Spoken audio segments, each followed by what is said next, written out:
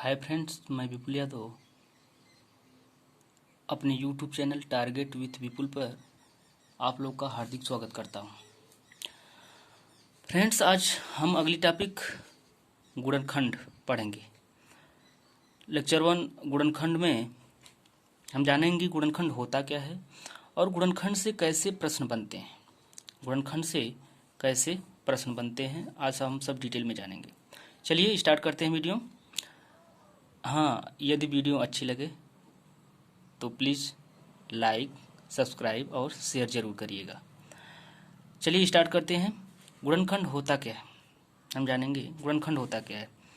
कोई संख्या जिस किसी संख्या से विभक्त हो, कोई संख्या जिस किसी संख्या से विभक्त हो उसे हम क्या कहते हैं? वो उसे हम कहते हैं कि वह उस संख्या का गुणनखंड होता है। वह उस संख्या का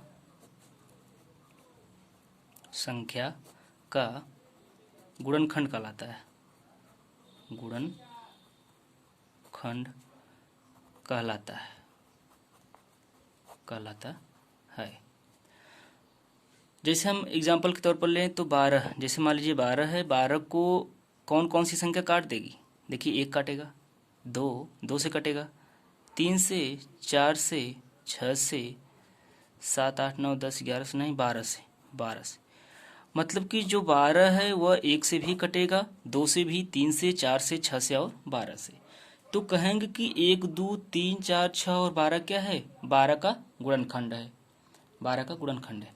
अब हम गुणनखंड के कुछ इंपॉर्टेंट फैक्ट बताएंगे जिसे याद रखना। क्रम वाइज हम बताएंगे। फर्स्ट है कि जो 1 होता है, संख्या 1 है, प्रत्येक संख्या का गुणनखंड होता है।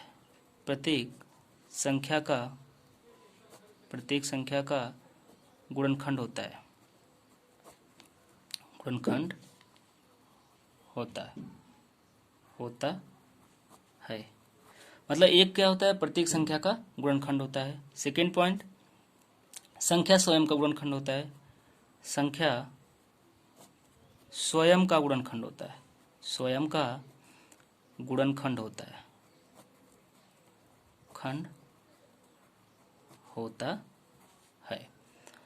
और थर्ड पॉइंट, संख्या 1 को छोड़कर, देखिए ये जो मैं पॉइंट्स नोट करवा रहा हूँ अभी इसको उदाहरण देकर मैं बताऊंगा। एकदम मतलब एकदम क्लियर रहेगा, कोई कुछ छुटाएगा नहीं। तो संख्या 1 को छोड़कर,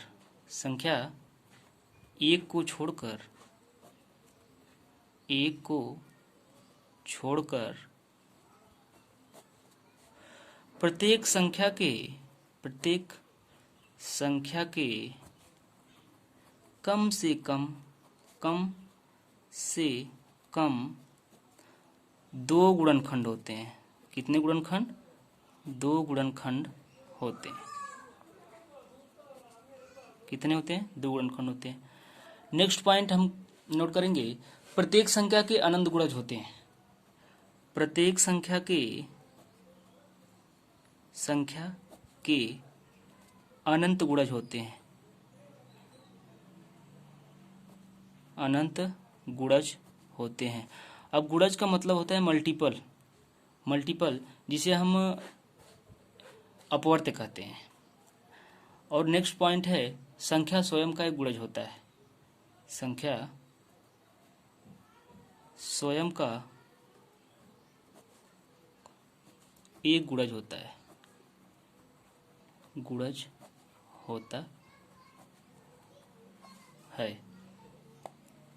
संख्या स्वयं का एक गुणज होता है। देखिए ये सारे पॉइंट्स जो मैंने नोट कराया काफ़ी बेहद इम्पॉर्टेंट है। अब इसे हम एग्जाम्पल देकर, जैसे जानते हैं कि हमारे परिवेश में ढेर सारी संख्याएं हैं। परिवेश में 1, 2, 3, 4, 5, 6, 7, 8 डैश डैश डैश ढेर सारी संख्याएं हैं। जैसे हम 1 की बात करें को, अगर 1 का गुणनखंड 1 ही होता है, 2 का 1 और 2 होगा, 3 का 1 होगा, 3 होगा, 4 का 1 होगा, 2 होगा और 4 होगा, 5 का 1 5 होगा, ऐसे सबका होगा। ठीक। तो फर्स्ट पॉइंट मैंने कहा कि 1 जो है प्रत्येक संख्या का गुणनखंड होता है। देखिए अब सब संख्याओं में देखेंगे कि एक सब में कॉमन है। देखिए एक इसमें भी है, इसमें भी, इसमें भी, इसमें भी। मतलब चाहे जो भी संख्या हो, जो हमारे परिवेश में संख्याएं हैं, सबका गुणनखंड एक जरूर होगा। मतलब प्रत्येक संख्या का गुणनखंड एक होता है, मतलब एक प्रत्येक संख्या का गुणनखंड होगा। इतना जानेंगे, पहली पॉइंट हुई। संख्या स्वयं का गुणनखंड होता है। देखिए चाहे जो भी हम संख्या, जैसे एक लिखा तो वह स्वयं का गुणनखंड होगा, दो लिखा दो होगा, तीन का भी स्वयं गुणनखंड तीन, चार का भी होगा, पाँच का भी, छः का, सात का, सबका होगा। संख्या एक को छोड़कर, अब देखिए ये न, इसमें कहा गया संख्या एक को छोड़कर जो प्रत्येक संख्याएं हैं, जो बची संख्याएं हैं, सबका गुणनखंड कम से कम दो होगा। ये नहीं कि इसको छोड़ देना है, इसको नहीं छोड़ना है, इस वाली संख्या को छोड़ देना है। अगर हम एक को छोड़ेंगे तो देखेंगे कि बाकी सब जो संख्याएं बची हैं सबके दो दो गुणनखंड है, कम से कम दो गुणनखंड हैं। देख लीजिए, दो दो तीन दो, मतलब कम से कम दो गुणनखंड। और प्रत्येक संख्या के अनंत गुणज होते हैं। अनंत गुणज, गुणज का मतलब होता है मल्टीपल। अब देखिए गुणज का मतलब होता है मल्टीपल। अब जैसे मल्टीपल के बारे में हम जानेंगे, जैसे मान लीजिए मैंने कहा कि तीन का गुणज, तीन का गुणज क्या होगा, तो हम तीन का सीधे से टेबल पढ़ देंगे, पहाड़ा पढ़ देंगे, सबको आता है। तीन के तीन, तीन एकम तीन, तीन दूनी छः, तीन त्रिका नौ, तीन चौको 12, तीन पचे 15 एंड सो ऑन, ऐसे डैश डैश कर देंगे। मतलब कि जब भी मल्टीपल के बारे में कहा जाएगा तो उसका हम टेबल ही पढ़ेंगे, ठीक, उसका टेबल पढ़ेंगे। और संख्या स्वयं का एक गुणज होता है। हाँ, जिस संख्या का हम गुणज निकालेंगे, जिस संख्या का गुणज, जैसे तीन का गुणज है तो उस तीन को जरूर लिखेंगे, ये नहीं कि यहाँ छः से स्टार्ट करेंगे, मतलब तीन जरूर होगा। तो ये सारे फैक्ट्स जो हुए हैं, ये इम्पॉर्टेंट फैक्ट्स गुणनखंड के हमको अपने माइंड में सेटअप करना है बस। अब हम आगे चलते हैं, गुणनखंड से प्रश्न कैसे बनते हैं, किस तरह से प्रश्न बनते हैं, तो आज हम बताएंगे। पहली हेडिंग देंगे कि कुल गुणनखंडों की संख्या कैसे ज्ञात करते हैं। कुल गुणनखंडों की संख्या कैसे हम बताते हैं, अक्सर एग्जाम में पूछा जाता है, चाहे वह CTT हो, चाहे TT हो, अन्य उपयोगी परीक्षाओं के लिए भी इम्पॉर्टेंट है, हमेशा पूछा जाता है। कुल गुणनखंडों की संख्या ज्ञात करना, तो लिखेंगे कुल गुणनखंडों की संख्या ज्ञात करना, की संख्या ज्ञात करना।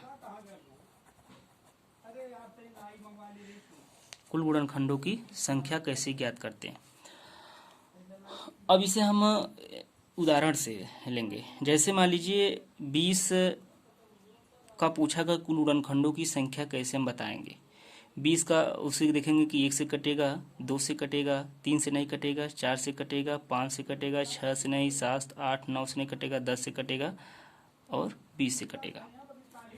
तो कहेंगे कि ये जो 20 का गुणनखंड है वह 1 2 4 5 10 और 20 कुल जोड़कर कर देंगे 1 2 3 4 5 6, तो गुणनखंडों की संख्या इसकी 6 हो गई। इस तरह से बता देंगे।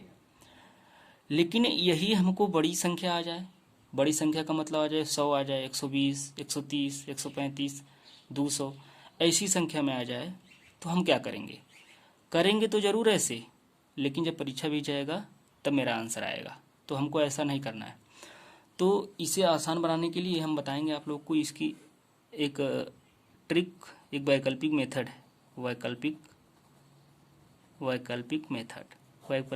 वैकल्पिक विधि से हम कैसे इसे मात्र 60 सेकेंड में या एक मिनट तक हम कर सकते हैं आसानी से, चाहे इतनी बड़ी संख्या हो। तो वैकल्पिक विधि से हम करेंगे। चलिए स्टार्ट करते हैं। इससे 120 कहा है कि 120 के कुल गुणनखंडों की संख्या, कुल 120 के कुल गुणनखंडों की संख्या, गुणनखंडों की संख्या बताइए, संख्या बताइए। अब 120, चूंकि 10 5 20 छोटी संख्या नहीं 120 है, तो इसे हम वैकल्पिक विधि से बताएंगे। तो सबसे देखिए, अब इस मेथड को ध्यान से देखिएगा, थोड़ा सा चूक मत करिएगा। सबसे पहले हम पहला काम करते हैं, 120 का गुणनखंड हम निकालेंगे, फैक्टर निकालेंगे, गुणनखंड निकालते हैं। तो 120 का गुणनखंड सबको निकालने आएगा। इसे हम काटते हैं सबसे पहले 2 से, 60 2 30 2 15, 3 25, 5 1 मतलब कि इसका हम गुणनखंड निकालिए, ये इतना आया। ठीक है, गुणनखंड निकालते इतना आया।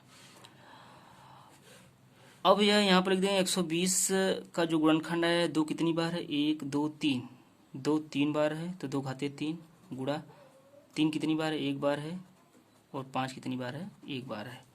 मतलब कि 120 की इतने 120 का जब मैंने गुणनखंड किया तो ये आया। थोड़ा सा इसके बारे में जान जाइए, इनके बारे में थोड़ा सा भी जान जाइए कि ये जो जिन जिन संख्याओं से मैंने काटा, इसे क्या पढ़ते हैं, ये वाली संख्या को, इस वाली संख्या को अभाज्य गुणनखंड पढ़ते हैं। क्या पढ़ते हैं, अभाज्य गुणनखंड पढ़ते हैं। अभाज्य गुणनखंड में सम भी आएगा और विषम भी आएगा। जो संख्या सम है यह 2, इसे हम कहेंगे ये कि यह सम अभाज्य गुणनखंड है। क्या है, सम अभाज्य, नोट कर लीजिएगा, गुणनखंड कहेंगे। और जो शेष बचा 3 5 और मान लीजिए आगे 7 आया, 9 आया, 11, तो उसे कहेंगे क्या, विषम। क्या कहेंगे, विषम अभाज्य गुणनखंड, विषम अभाज्य गुणनखंड। ठीक, चलिए अब हम आते हैं अपने 120 का हम निकालेंगे क्या, गुणनखंडों की संख्या।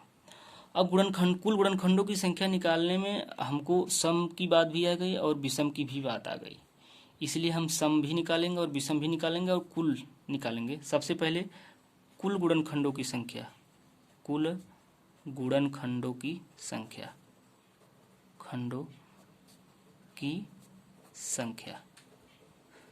चलिए कुल गुणनखंडों की संख्या क्या करेंगे, सिर्फ एक लाइन में मैं यह कहूँगा कि जो गुणनखंड आए हैं, जैसे 2 घाते 3, 3 घाते 1, 5 घाते 1, तो इसके आधार से मतलब नहीं है, इसके आधार से मतलब नहीं है, हमको इसकी घात से मतलब होता है। अब इसकी घात में एक एक जोड़ करके, बीच में मल्टीप्लाई का चिन्ह है, मल्टीप्लाई कर दीजिए। मतलब घातों में एक जोड़ना, घातों को एक एक जोड़ो, घातों में एक एक जोड़ो। जैसे 3 में 1 जोड़ा, 3 + 1, फिर गुणा किया। 1 में क्या किया, 1 + 1 गुणे, फिर 1 + 1 किया ना। अब 3 1 4 गुणे 1 1 2 गुणे 1 1 2, 4 दूना 8 दूना 16, मतलब कि 16 गुणा करने पर 16 आया। मतलब इससे यह स्पष्ट हुआ कि जब कुल गुणनखंडों की संख्या हमको पूछा जाए तो हम गुणनखंड निकाल करके उसकी घात में एक एक जोड़ करके आपस में गुणा कर लेंगे, जो आएगा वही आंसर होगा। तो यह कुल गुणनखंडों की संख्या का ये आंसर हुआ। अब कुल गुणनखंड से के बाद हम आते हैं कि सम गुणनखंडों की संख्या कैसे निकालेंगे, विषम गुणनखंडों की संख्या, इसी लगे हाथ निकाल लीजिए। तो आते हैं हम सम गुणनखंडों की संख्या कैसे ज्ञात करेंगे, जान जाएंगे सम गुणनखंडों की संख्या कैसे ज्ञात करें। देखिए सेकेंड में लिख सकते हैं कि पहले विषम निकालिए ना, विषम गुणनखंडों की संख्या, गुणनखंडों की संख्या। अब विषम गुणनखंडों की संख्या के लिए हम क्या करते हैं, जैसे ये हमको मिला है ना, 2 घाते 3, 3 घाते 1, 5 घाते 1, तो चूंकि ये विषम गुणनखंडों का है तो इस सम वाले को छोड़ देंगे और विषम वाले को लेंगे। विषम वाला कौन है, यह 3 घाते 1, 5 घाते 1। अब वही प्रोसेस है कि इसकी आधार से मतलब नहीं, इसके आधार से मतलब हमको नहीं है, इसकी घात में एक एक जोड़ दीजिए, 1 + 1 आपस में गुणा कर लीजिए, 2 गुणे 2 बराबर 4, ये आ गया इसका आंसर। विषम गुणनखंडों की संख्या 4 हो गई। अब हम आसानी से सम गुणनखंडों की संख्या निकाल सकते हैं, क्योंकि कुल गुणनखंड आया है 16, कुल गुणनखंड आया है 16 और विषम आया है 4। 16 में से 4 जब घटाएंगे तो 12 आएगा, लेकिन हमको वैकल्पिक विधि चुनना है, तो ये वैकल्पिक विधि नहीं है। हम तीसरा निकालेंगे, सम गुणनखंडों की संख्या, सम गुणनखंडों की संख्या, सम गुणनखंडों की संख्या कैसे ज्ञात करें। हमको मिला क्या है, 2 घाते 3, 3 घाते 1 और 5 घाते 1। अब सम गुणनखंड की संख्या जब करेंगे तो हम सम वाले को लेंगे। सम वाले की घात में हम कुछ नहीं जोड़ते हैं, सम वाले की घात में हम कुछ ऐड नहीं करते हैं, लेकिन विषम वाले में क्या करते हैं, ऐड कर देते हैं। तो सम वाली घात क्या है, 3 है, गुणे विषम वाली घात क्या है, 1 है, उसमें एक एक जोड़ देंगे, गुणे विषम वाली घात क्या है, 1 है, उसमें भी 1 जोड़ देंगे। तो 3 गुणे 2 गुणे 2, 3 दूना 6 दूना 12, देखिए वही आया। तो ऐसे हम सम गुणनखंडों की संख्या ज्ञात कर लेंगे। ठीक है, तो हमने लेक्चर 1 में सीखा कि कुल गुणनखंडों की संख्या कैसे निकालेंगे, विषम गुणनखंडों की संख्या कैसे निकालेंगे और सम गुणनखंडों की संख्या कैसे निकालेंगे। तो आज बस इतना ही, बाकी कल मिलते हैं। फ्रेंड्स, अगर अच्छा लगे वीडियो तो इसे लाइक, सब्सक्राइब और शेयर जरूर करिएगा। बहुत बहुत धन्यवाद। वीडियो देखने के लिए बहुत बहुत धन्यवाद।